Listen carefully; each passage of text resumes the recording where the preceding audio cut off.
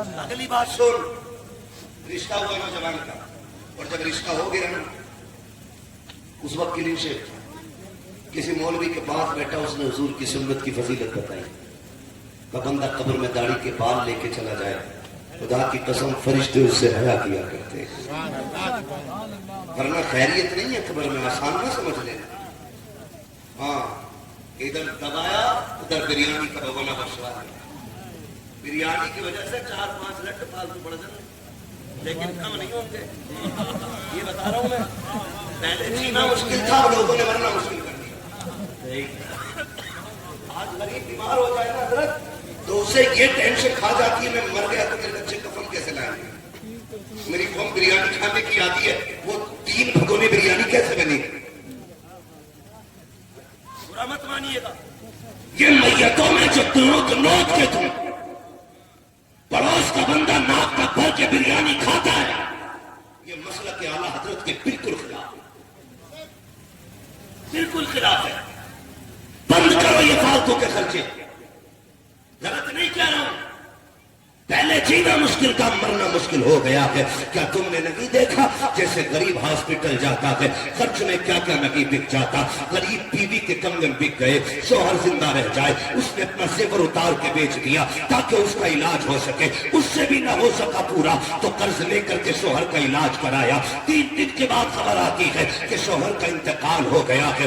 اللہ اکبر، جب یہ خبریں آیا کرتی ہیں پھر سوچ تو سکی غریب کے گھر میں کتنی بجلیاں گرتی ہوں گی، کتنے حسرتوں کے جنازے نکلتے ہوں گے۔ سوچ تو سکی جب یہ خبر آیا کرتی ہے فلاں انتقال کر گیا ہے، میری قوم کے 4 معزز لوگ جاتے ہیں، کرسی ڈال کے مرنے والے کے دروازے پہ بیٹھتے ہیں، بچے کو بلا کے کہتے ہیں ذرا مرنے والے کے بیٹے کو تو بلاؤ، مرنے والے کے یتیم بچے کو بلایا جاتا ہے اور بڑی بے غیرتی سے سوال کیا جاتا ہے، جاؤ بیٹے ماں سے پوچھو بریانی کا چاول گھر میں ہے یا باہر سے خریدا جائے گا۔ میں پوچھنا چاہتا ہوں کہ تمہیں احساس ہے اس یتیم کے درد کا جو آج یتیمی کا داغ اس کے سینے پہ لگا ہے؟ بتاؤ تو سکی کیا اپنے باپ کی جدائی کو بھول پائے گا یہ جس سے تم بریانی کا سوال کر رہے ہو؟ دل پہ ہاتھ رکھ کے بتا، جب کوئی باپ بیٹے کو سینے سے لگائے گا اسے اپنا باپ یاد آئے گا، جب کوئی خوشی کے دن اپنے باپ کے سینے سے لگے گا تب یہ یتیم بلک کے روئے گا جس سے تم بریانی کا سوال کر رہے ہو،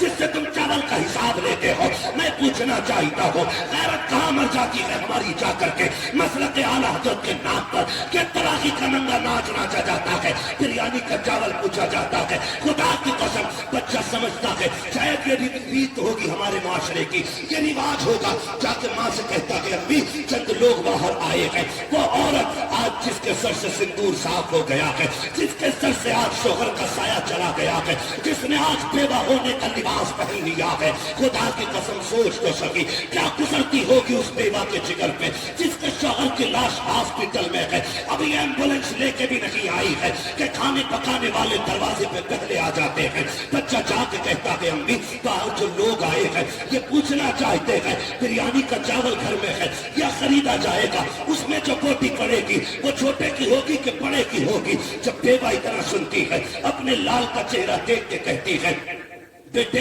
ان سے کہہ دو ہمارے گھر میں تو کئی دن کا فاقہ تھا، 3 دن سے ہم نے کچھ نہیں کھایا ہے، لیکن بات اگر بریانی کی ہے ان سے کہہ دو چاول خرید لے جا کر کے۔ جب بچہ آ کے کہتا ہے خرید لو، کہتے پیسے کہاں ملیں گے؟ بچہ توڑ کے ماں سے کہتا ہے امی وہ پیسے مانگ رہے ہیں، وہ بیوہ جسے زندگی کا ہوش نہیں ہے اس سے پیسے مانگے جاتے ہیں، پیسے مانگ رہے ہیں۔ تو بیوہ کہتی بیٹے باپ کے قرضے علاج کے قرض کا 50,000 باقی ہے، ان سے کہہ دو اور قرضہ لے لے، جہاں سے ہاسپٹل کا قرضہ دیا جائے گا وہیں سے تمہارا بھی چاولوں کا قرضہ نپٹا دیا جائے گا۔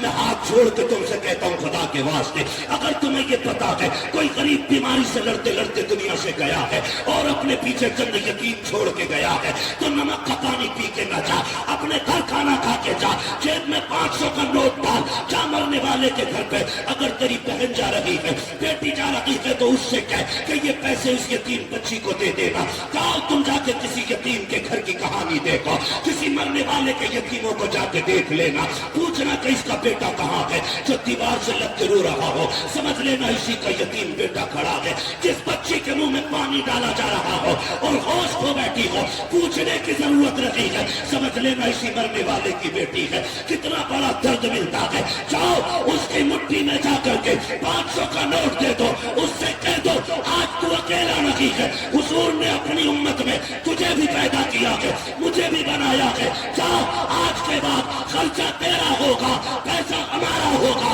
خدا کی قسم غریب بھی راضی ہو جائے گا، مدینے والا مصطفیٰ بھی راضی ہو جائے گا۔ نعرہ تکبیر، نعرہ رسالت، جشن میلاد النبی، علماء اہل سنت، خطیب اہل سنت، نعرہ تکبیر۔ اسی کو مسلک اعلیٰ حضرت کہا جاتا ہے، یہی مسلک اعلیٰ حضرت۔ بھائی ضرورت مندوں کو کھانے کی اجازت ہے، یہ تھوڑی پوری قوم کو نوٹ کے کھلا رہے ہیں، سارے جا کے ٹوٹ پڑے میت کی روٹی سے، جو ہی علماء سے جا کے کیا حکم ہے اس روٹی کا؟ ایک دن نہ کھاتے تو مر تو نہیں جاتے نا؟ شاید ہمارے ایک دن کے نہ کھانے سے کسی غریب کے 50,000 کا قرضہ بچ جاتا، اس لیے بدلو اپنے رویے۔ میں بات عرض کر رہا تھا آپ سے، میں نے کیا کہا تھا بھی آپ سے؟ میں نے کہا اتنا جینا مشکل نہیں جتنا لوگوں نے مرنا مشکل کر، مرنا مشکل کر دیا۔ اللہ آپ کو سلامت رکھے میرے بھائی۔ کوشش یہ کہ میں عرض کر رہا تھا نوجوان کا رشتہ ہو، کسی مولانا کے ساتھ اپنا بیٹھنا شروع کیا، دوسرے داڑھی کی عظمت و فضیلت سنی، داڑھی رکھ لی، داڑھی رکھ لی، اس نے داڑھی رکھ لی۔ جب برات گئی دولہا بنا نہ تو چہرے پہ داڑھی تھی۔ جب برات سسرال پہنچی تو سسرال والوں نے کہا یہ لڑکا تو ہم نہیں جانتے۔ سب نے کہا بھائی یہ بولے جان تو ہم بھی رہے لیکن اس نے داڑھی کیوں رکھی، داڑھی کیوں رکھی اس نے کہا کیا ہوگا؟ ہم تمہیں پسند کر کے آئے تھے جب تمہاری داڑھی نہیں، اب شرط ہے ہماری، نکاح تب ہوگا پہلے داڑھی پورا۔ جو ہے سن رہے تو سو رہے، نکاح تب ہوگا پہلے داڑھی بنانا پڑے گا۔ نوجوان نے کہا کہ سر کٹ سکتا ہے، اب حضور کی سنت کا اقبال نہیں کر سکتا، سر کٹ سکتا ہے لیکن اقبال نہیں کٹے۔ لڑکی والوں نے کہا سن دیکھ لے، نکاح کا مسئلہ ہے، داڑھی تب نکاح۔ چلے گا بھائی میں شادی میں داڑھی نہیں۔ لڑکے کے باپ نے کہا بیٹے عزت کا سوال ہے، بارات لوٹ گئی تو معاشرے میں کسی کو منہ نہیں دکھا پاؤں گا، ایسا کر تو آج منڈا لے، نکاح ہو جائے پھر رکھ لے گا۔ اس نے باپ کا ہاتھ پکڑا، کہنے لگا ابا بھی عمرہ کر کے آئے تھے، تو تم نے کہا میں حضور کی جالیوں پہ گیا تو بے ہوش ہو کے گر گیا تھا، ابا بتاؤ وہ کون سا عشق تھا جس نے حضور کی جالیوں پہ بے ہوش کیا تھا، اور یہ کون سا عشق ہے جو آج بیٹے سے داڑھی منڈانے کی بات کر رہا ہے؟ اس نے کہا باپ سے زبان لڑاتا ہے؟ اس نے کہا جب بات حضور کی ہو تو پھر کوئی رشتہ نہیں دیکھا، بات حضور کی ہے تو پھر کوئی رشتہ نہیں۔ اس نے کہا اچھا میری عزت کی پرواہ نہیں؟ اس نے کہا میں تجھ سے زیادہ اپنے آقا کی عزت کرتا ہوں، اگر داڑھی منڈا دی تو تیری عزت رہ جائے گی اور نہ منڈائی تو میرے آقا کی عزت رہ جائے گی۔ باپ نے کہا سن اگر نہیں منڈانا تو میں تجھے جائیداد سے بے دخل کرتا ہوں، جو ایسے عشرت ہے، جو بلڈنگ ہے، جو سارا بزنس ہے، آج سے پائی تجھے نہیں دوں گا اور تم میری بات نہیں مانے۔ بچہ سوچتا کچھ دیر کے بعد میں اس نے کہا پتا کیا رائے ہے؟ وہ اٹھا اپنی جگہ سے، اٹھ کے وہاں گیا جہاں کچڑے کا ڈھیر تھا، جا کے اس نے سیرا اتارا، وہ کچڑے کے ڈھیر کا پھینکا۔ اس نے کہا باپ تیری دولت تجھے مبارک ہو، میرے نبی کی سنت مجھے مبارک ہو، میں جا رہا ہوں اور آج کے بعد تیرے دروازے نہیں آؤں گا۔ یہ کہتے نوجوان نے باپ کی دولت اور نکاح ساری ٹکرا دیا، چلا گیا۔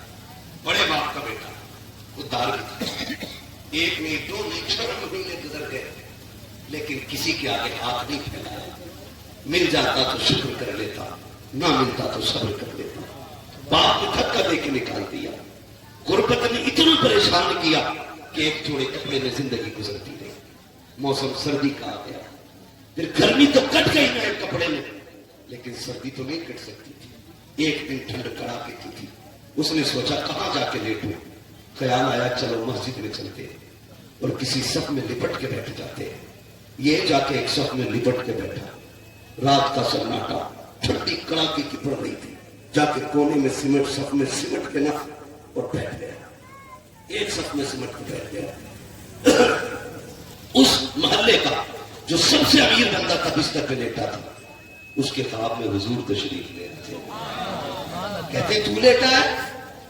وہ میرا غلام تیری مسجد میں سردی سے ٹھٹل رہا. اتنا سنا وہ اٹھا بستر پھینکا، مسجد میں آیا، آ کے تلاش کرنے لگا کون ہے جس کی میرے نبی نے مجھے خبر دی ہے. توڑ کے آیا مسجد، تلاش کر لی، کہیں نہیں ملا. پھر کہتا کوئی تو ہوگا نا جس کے بارے میں حضور نے بتایا ہے، کہیں تو ہوگا. آقا بلا وجہ نہیں کہیں گے. اس نے کونا کونا چھانا، جب ایک سب کو اٹھایا، اس کے اندر وہ نوجوان ٹھنڈ سے لپٹا ہوا تھا. اس نے ہاتھ پکڑا، گھر لے کے آیا، اچھا بستر دیا، لباس دیا، رات بھر اس کی خدمت کی. جب صبح کا سویرا ہوا ہے، اس نے جب جانے کی بات کی، اس نے کہا میں جانا چاہتا ہوں. اس نے امیر نے ہاتھ جوڑے، کہا یار کچھ دن میرے گھر رک جا، تیرے قدموں کی برکت سے میرا گھر چمک جائے گا. اس نے کہا کیا کہہ رہے ہو، میں اتنی برکت والا کہاں ہوں. کہا اگر تو برکت والا نہیں ہوتا تو تیری خبر آمینہ کے لال نے مجھے نہ دی ہوتی. یار بتا تو سکی تو نے کون سی عبادت کی ہے جس کی وجہ سے آقا نے تجھے اپنایا ہے، کون سی ریاضت کر کے آیا ہے جس کی وجہ سے آقا نے تجھے اپنایا ہے.